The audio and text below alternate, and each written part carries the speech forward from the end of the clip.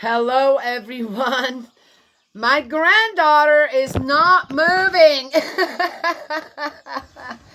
Today is the last day that mom and baby have a choice. Tomorrow, they have to induce my daughter due to the weight of the baby and the safety of both of them.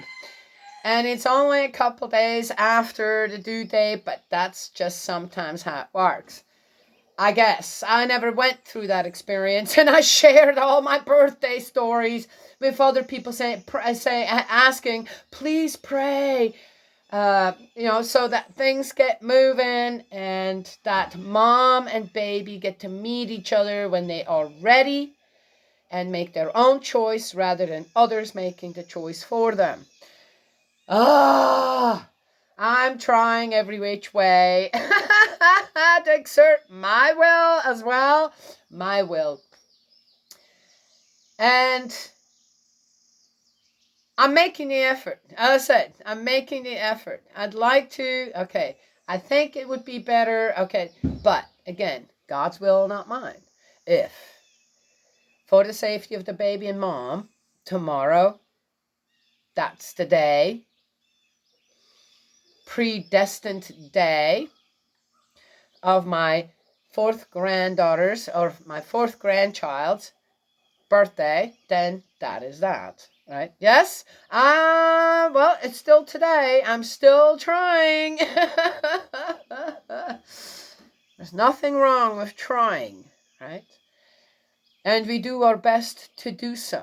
I've never been someone to just sit back and go, okay, whatever, right? When I felt, but, right? So, yet, am I going to be unhappy, disappointed, if things aren't going to work out the way I think that it would be more ideal? No. Because again, I'm pleading with Spirit World. I'm pleading with my Father and my Heavenly Parent. Okay? Yet, if for one reason or another, because that is better than what I want or what I think it should be, if heaven knows better, I'm going with heaven. Yes? And others will have to be in control of that. Know that for a very good reason. And why? Because I believe that we are under the guidance of our Heavenly Parent. Done. Yes? Does one have to be flexible there? Yes, you do. Why? Because we don't live in the ideal. Humanity, mankind has not found to the ideal on what it means to live under God's guidance yet. So, there are things to restore. There are things that are out of our control. Yes. And we have to give the control to someone else for a little while. Yes? Okay. But I shared 2 birthday stories today. Then the flower that I made a picture of that my son said, Mom, I can't be there for Mother's Day. We had a wonderful conversation. Gosh, what greater present is there than to have give and take with your children while talking to them and having that beautiful give and take. We talked for an hour and a half. Yes, I know. Oh, for others, it's 5-10 minutes. That's all one can handle or has time for. My children, when I talk to them, and it's usually, Mom, I've got to get to work. Mom, I have to. I said, I know. And you know what? I so appreciate you took the time to talk to your mom for an hour and a half. 3 hours. 4 hours.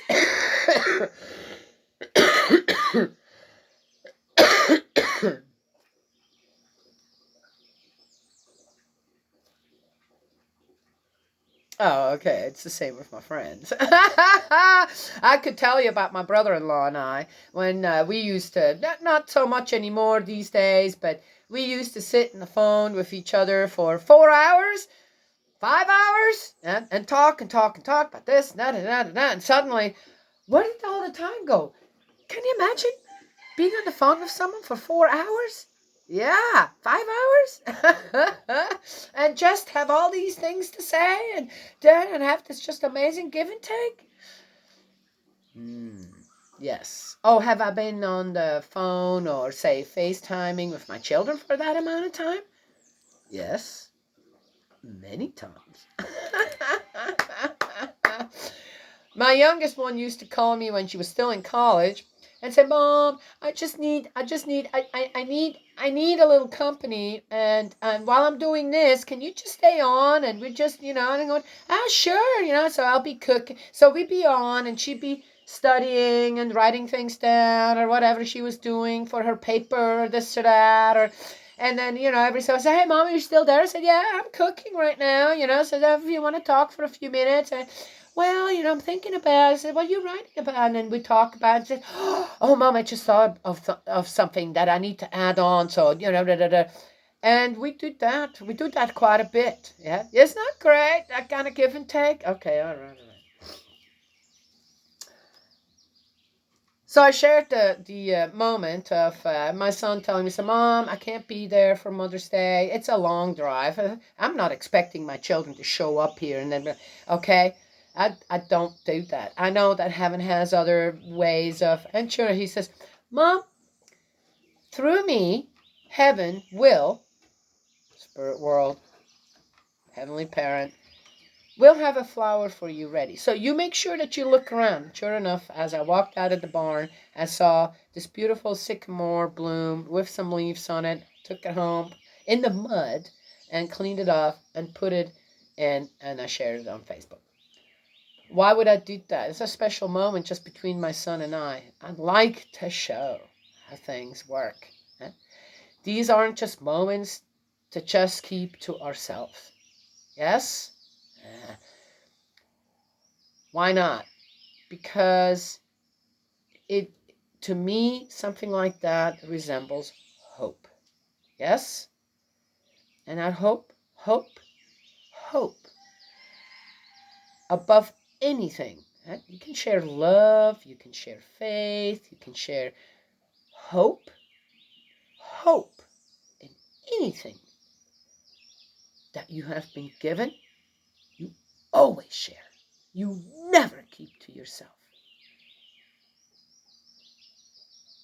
Because that encourages others more than anything is hope. Yes? I'm hoping.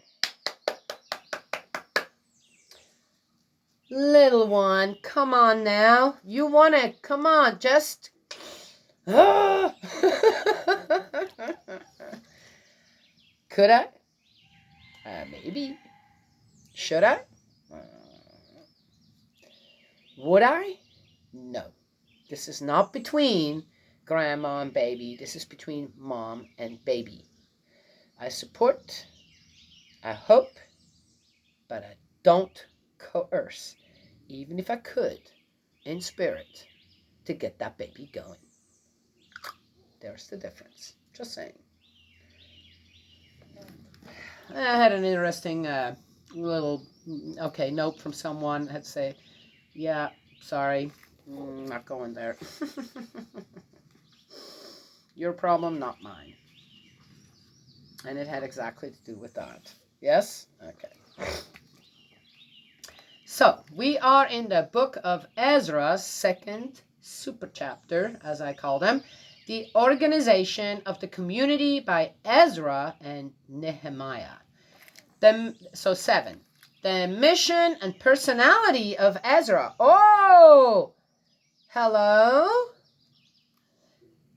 After these events, in the reign of Artaxerxes, king of Persia, I'm not wrong about that. Ezra, son of Seraiah, son of Azariah, son of Hilkiah, son of Shallum, son of Sadok, son of Ahitub, son of Amariah, son of Azariah, son of Meriath, son of Serahiah, son of Utzi, son of Buki, son of Abishua, son of Phinehas, son of Eleazar, son of the priest Aaron. So hang on. Ezra is a descendant of whom? Aaron. Interesting. And how many generations was that? He lived for a long time at that time. Okay. Well, again. Ha! So this is a descendant of Aaron. I wondered about that. Ezra. Interesting. It's not a descendant of Moses. Of Aaron. This Ezra came up from Babylon. He was a scribe versed in the law of Moses, which Yahweh, God of Israel, had given. The king gave him everything that he asked for, since the hand of Yahweh his God was over him.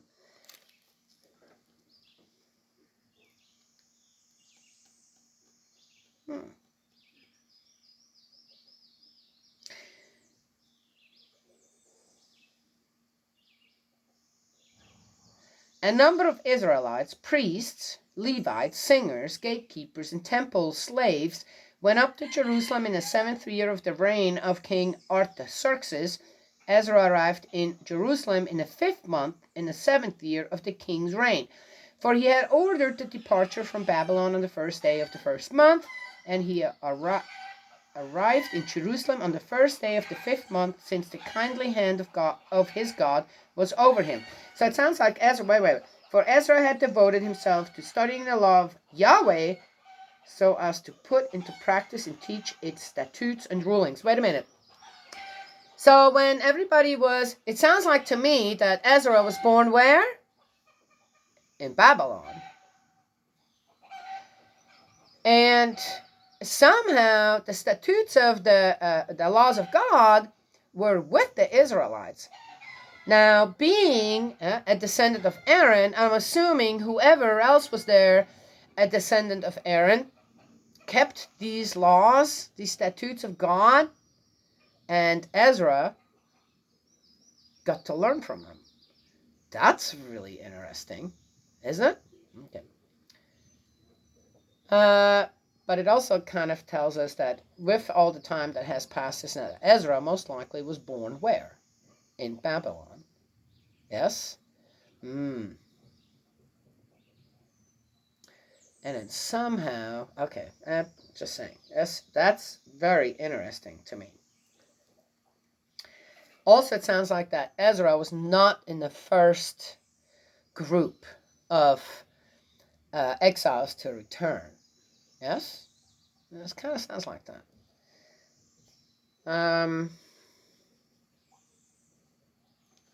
Let's keep reading.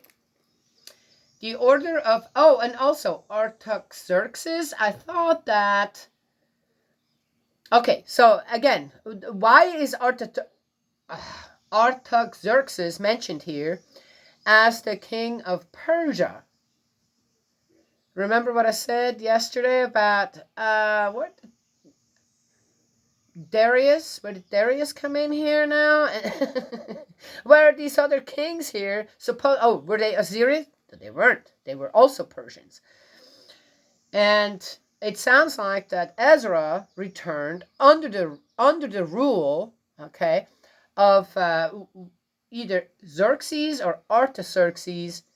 So both of those kings of Persia were still releasing Israelites to go back home. But they were influenced a little bit differently by, yes, to stop the building of the temples. But by then, Ezra was already back. Very interesting. As I said, we're getting very little here when it comes down to it. Why wasn't there more written down? They're so good at writing things down, right? The order of Artaxerxes. So we're back into that, even though we've already heard of King Darius. I don't do well with, even if I watch something and they show first something, then going, 6 months earlier, I already lose interest. I'm not kidding. It's like, don't show me the future and then go back into the past to explain things. I don't know, it's just me. This is the text of the document which King Artaxerxes, I'm getting better at saying that, gave to Ezra. Oh, there you go. The priest scribe, a student of matters pertaining to Yahweh's commandments and statutes relating to Israel. Artaxerxes, king of kings, to the priest Ezra, king of kings. Oh. Secretary of the law of the God of heaven. Greetings. This is a letter from, or something, to Ezra from Artaxerxes, king of kings. The king of kings is sending a message to whom? What was Ezra's status there, and why was it like that? That's what I want to know. Now here are my orders. All members of the people of Israel in my kingdom, including their priests and Levites, who freely chose to go to Jerusalem, may go with you.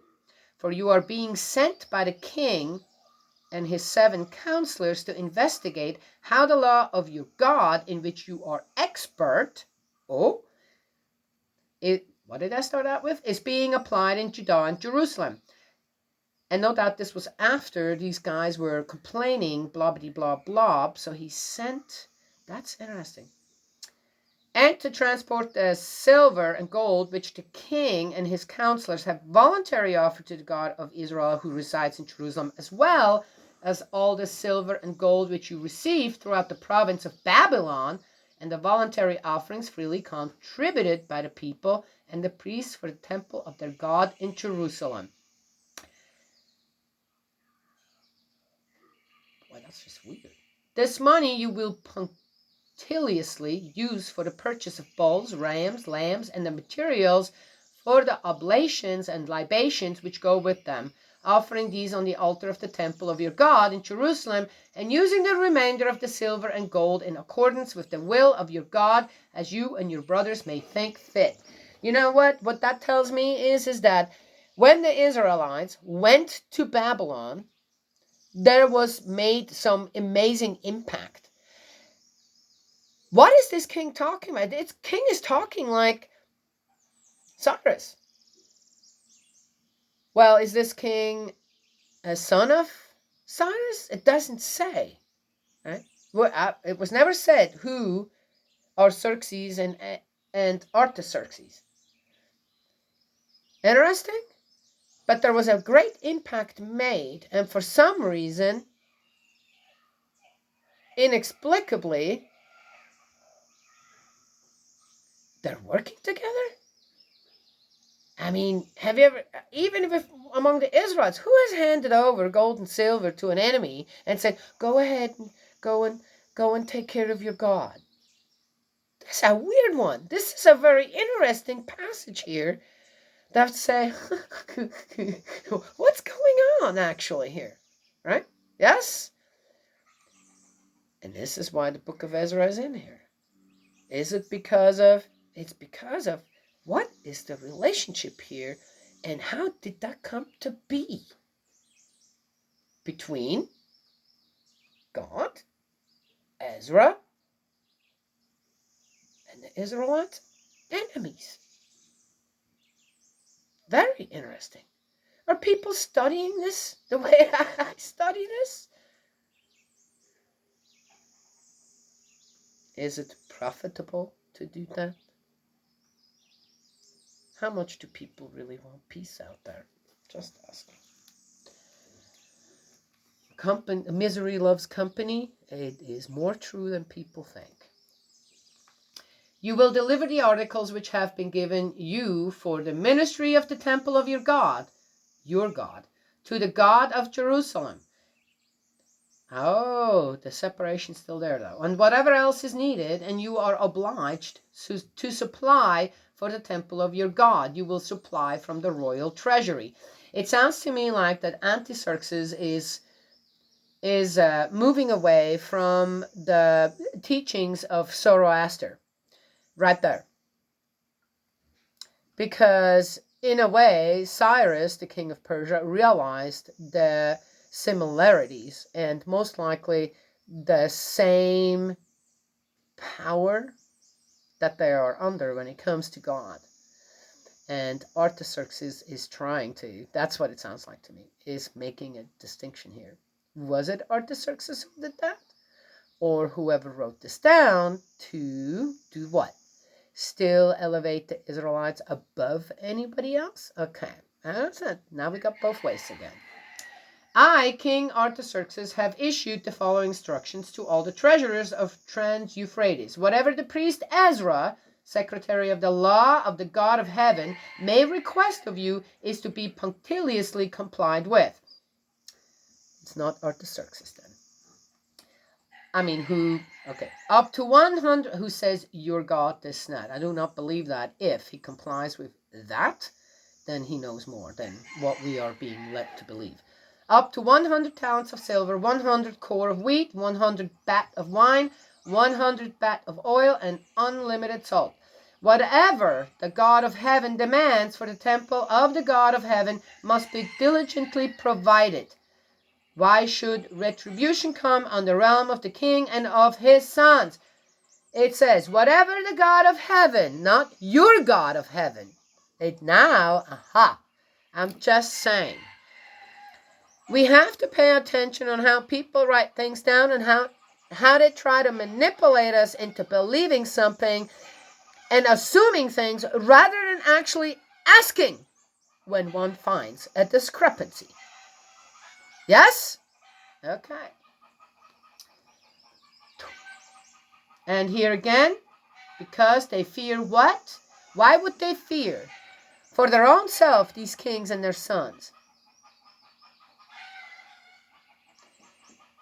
You are further informed that it is against the law to impose tribute, tax, or toll on any of the priests, Levites, singers, gatekeepers, temple slaves, or other servants of this temple of God.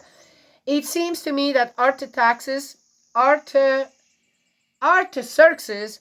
knows better on what the job of the tribe of Levites is and on how they're not supposed to inherit anything, which means they won't have anything to per se physically give this and that, than the Israelites do.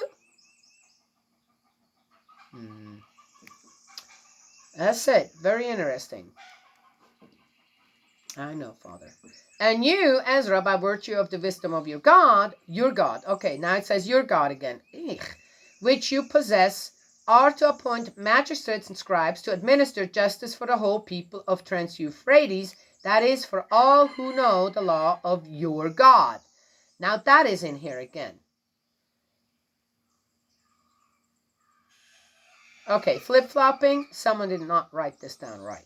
And you are to teach it to those who do not know it. Okay, why would a king of kings ask a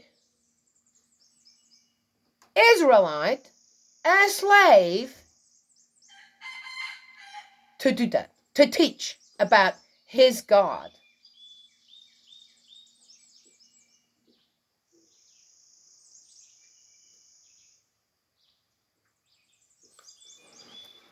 Just asking.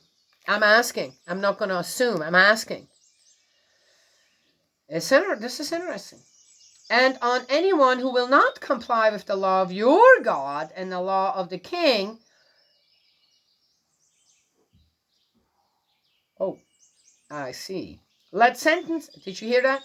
The law of your God and the law of the king. Two rulers. Let sentence be swiftly executed, whether it be death, banishment, fine, or imprisonment. Okay. Ezra's journey from Babylon to Palestine. Blessed be Yahweh, God of our ancestors, who moved the king's heart in this way to restore the beauty of the temple of Yahweh in Jerusalem. Won for me the faithful love of the king, his counselors, and all the most powerful of the king's officials. How did that happen? How did Ezra get so close to that king?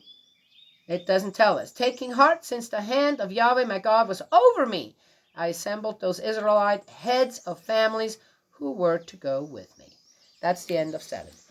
Interesting? Yes, interesting.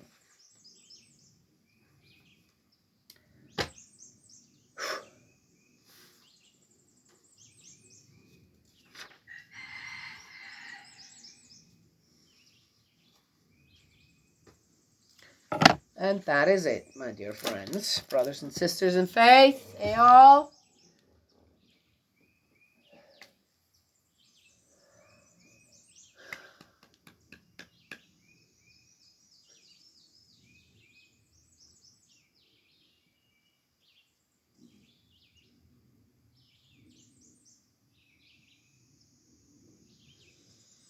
They're definitely okay, from my own experience,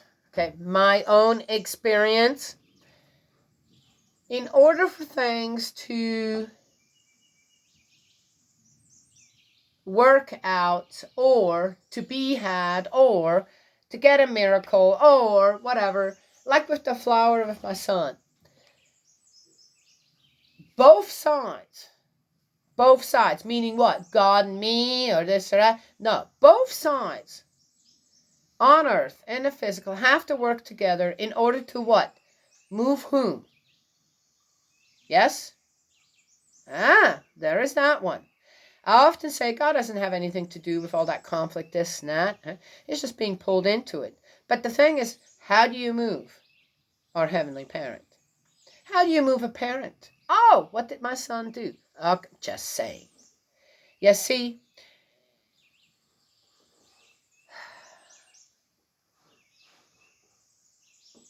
there was something happening there that moved our Heavenly Parent. That moved our Heavenly Parent to the point of where there was all kinds of things that were possible. And that's why the Israelites were allowed to leave. Right? Yes? Oh, there was just a kind king that said, no, it just... And, what, got another chance? Well, by then, God's not just among the Israelites anymore. Yes? And, of course, with all the idols, this and that the people, outsiders of Israel, grew up with, this and that, big changes have to happen. How do you suddenly go, well, I was doing just fine under the, what's that God with, let's see, whatever, Eros and Zeus, and I was doing just fine. Why do I suddenly have to change? To what? Just one? Well, how can one God? Nobody knows who it is, blah, blah, blah, which they didn't know what the other ones were either. They just had certain functions. Oh, like the 12 tribes of Israel had, everyone had their functions. Oh, like a God among the tribes. Okay, I'm just saying, right? How about suddenly when you're used to having all these gods that you can pray to, by the way, in the Catholic Church, it's the saints. Are they gods? Sometimes one wonders. Okay, I'm not saying, right? But you got all these different saints to pray to for all kinds of different reasons. You guys go and check it up. It's actually quite interesting. Oh, does my mom believe it? Oh, absolutely. If she can't find something, she, let's see, is it St. Joseph or St. Antonius? One or the other. And says, oh, I lost my keys, this or that. You know what? For her, it works every time. I'm not kidding. As I said, it just depends on the purity of your heart. Is it so wrong to follow something like that and say, hey, you know what? You suffered all your life, or you gave your life for God. Now you got this, you're the patron saint of something. And people go and say, okay, how about, you want to help me out? I guess, again, it depends on, my mom's heart is really pure about that. So they're going, well, yeah, of course, that's probably Heavenly Parents. I said, she doesn't quite get it yet that, okay, I'm going to help her out, right? Yes, find her keys or this, right? Yes? Yeah, that's how a parent works, right? Don't we do, what's Christmas all about with Santa Claus or even the Christ child? Who the heck puts them presents under the tree, huh? Okay, I'm just saying. What's the difference there? When it comes to all that, you don't think that Heavenly Parent won't do that for you too? Until you kind of go, get old enough and go, it's all my Heavenly Parent who did all that. Yeah, it wasn't that one or this one or that, right? Yes? And then you finally give the credit to whom it belongs. All right. Just saying. So it's interesting on how God's already seems like managed, Heavenly Parent managed to branch out to where then what? The Israelites, as I say, get another chance to do what? Be exclusive? Or to do what? Stabilize. Stabilize what? Stabilize a faith. Stabilize the faith in a monolithic God. And it seems like that people on the outside kind of paid attention to that. A lot rested on the shoulders of the Israelites. Yes. Did everything go well? No. Did they make a lot of mistakes? Yes. Did they sin? Yes. Does that mean we get to persecute and judge them? No. Does it mean we get to point out, though, what? Yes. Realizing the mistakes doesn't mean that one is also judgmental and persecutes. One just realizes, then you go from there. Yes? Yes? Very interesting. So I knew, I said when I started with the book of Ezra, I wonder, it sounds like, and it has been already very informative in many ways. Yes? Still a ways to go. That's what I have to share this morning. I gotta talk to my daughter. Tell her to go for a big, long walk with her dogs. Do this, do that, and get that labor going. Yes? Okay. May Heavenly Parent bless you and protect you, embrace you with love. And I will talk to you all tomorrow. Tomorrow is a big day. If that day isn't happening between now and midnight or tomorrow morning. Bye, everyone.